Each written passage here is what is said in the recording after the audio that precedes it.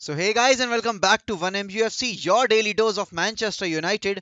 और कल रात में हमने मैच देखा Aston Villa versus Manchester United का third round of FA Cup में, जो कि खेला गया ओल्ड ट्रैफर्ड पर भाई रात के 3:30 बजे। मतलब अभी तो यार आज ही का, कल का क्या, अभी मैच खत्म हुआ है 15 मिनट पहले, अभी लाइव स्ट्रीम खत्म की है। बट वीडियो शुरू करने से पहले यार मैंने इतना समझाया कि लाइव स्ट्रीम पर 10,000 सब्सक्राइबर्स पूरे करवा देना। आपने मेरी बात नहीं रखी।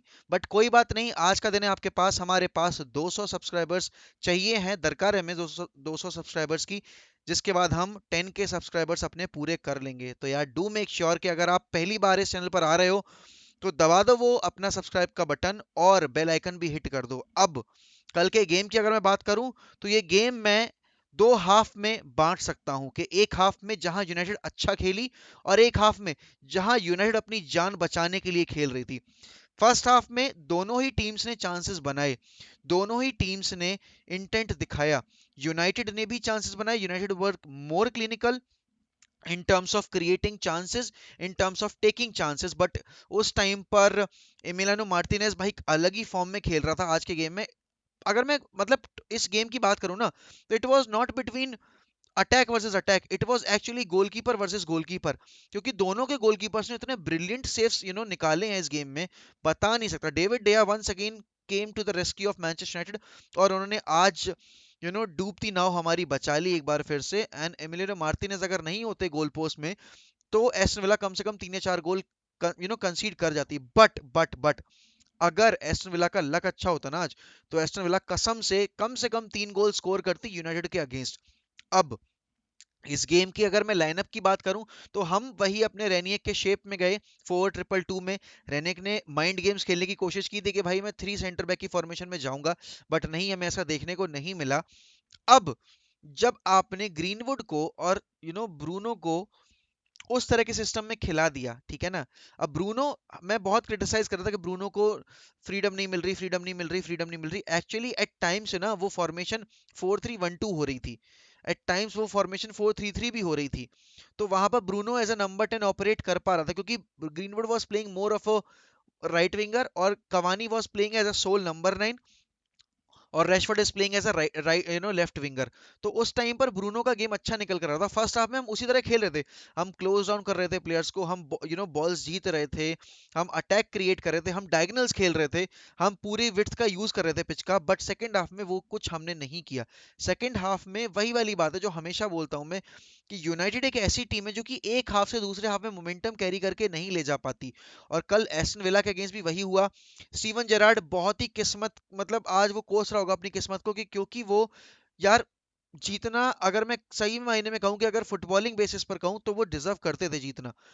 बट यूनाइटेड डिजर्व नहीं करती थी जीतना, ये भी मैं नहीं कहूंगा, क्योंकि आप जीते तभी हो जब आप कुछ करते हो गेम में, एंड यूनाइटेड ने किया।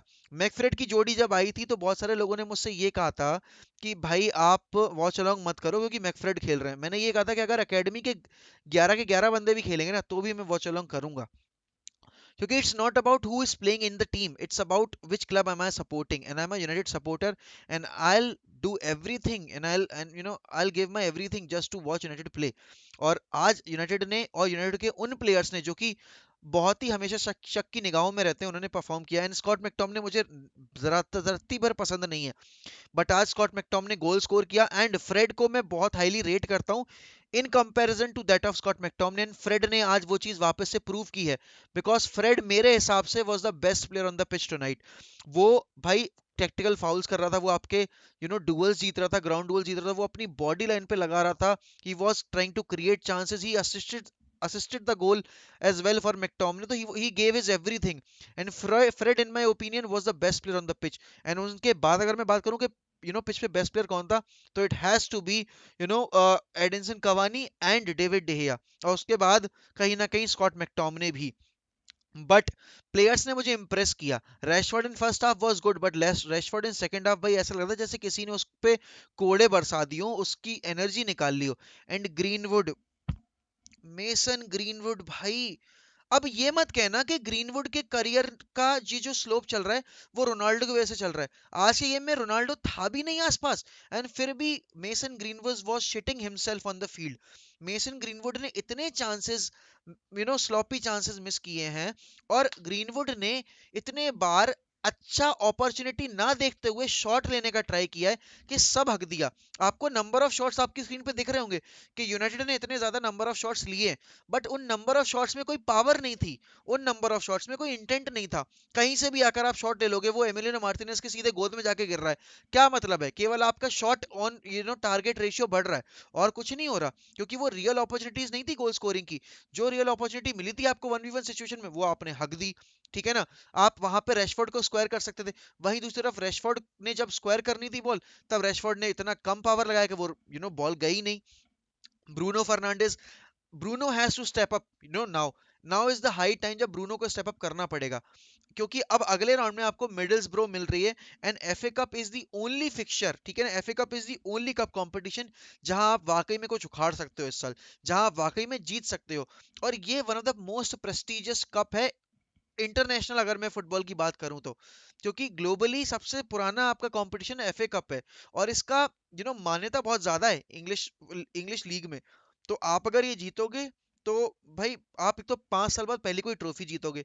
तो एक ट्रॉफी जीतना बहुत जरूरी है इस क्लब के लिए और इन प्लेयर्स के लिए, क्योंकि अभी तक इनको वो पता नहीं चला कि ट्रॉफी जीतने के बाद वो फीलिंग क्या होती है, कि आपको नेक्स्ट सीजन उसको डिफेंड भी करना होता है। ये साले जीते नहीं है तो ये डिफेंड कहां से करेंगे? और इनमें वो काबिलियत दिख भी नहीं रही है मुझे, टू बी वेरी ऑनेस्ट, कि ये जीत पाएंगे जिस तरह से ये खेले हैं सेकंड हाफ में।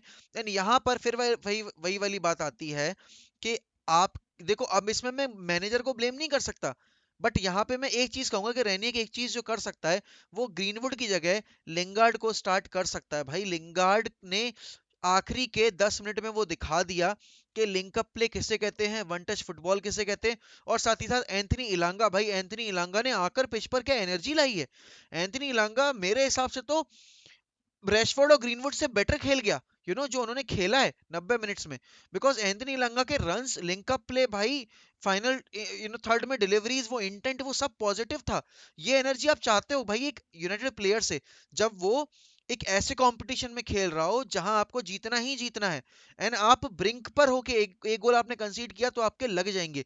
एंड एस्टन विला कितने बार क्लोज आई भाई स्कोर करने के, बहुत बार डेहिया ने बचाया, बहुत बार वो अनलकी रहे, बहुत बार उनके शॉट्स वाइड चले गए। तो ऑन अ होल बहुत ही एंटरटेनिंग गेम था।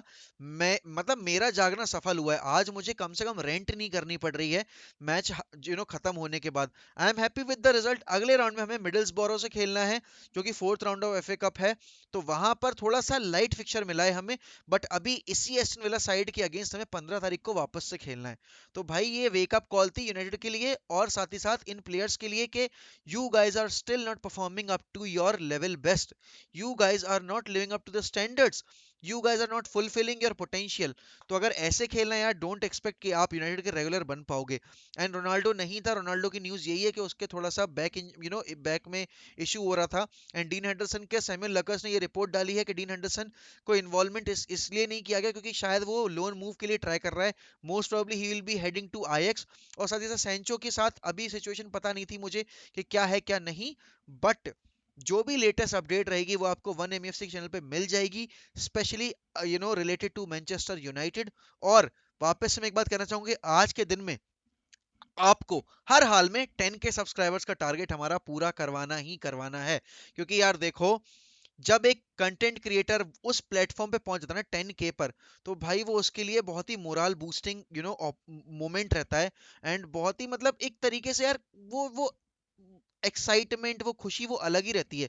एंड वो सिर्फ मेरी प्रोग्रेस नहीं होगी, वो आपकी जो मेरे रेगुलर व्यूअर्स हैं उनकी भी प्रोग्रेस है, क्योंकि आपके प्यार और साथ की वजह से ये चैनल आज इतनी आगे तक गया है। और इसी तरीके से वन एमएफसी को सपोर्ट करते रहिए और इसी तरीके से मैनचेस्टर यूनाइटेड को सपोर्ट करते रहिए, because will always keep the red flag flying high and Manchester United will never die.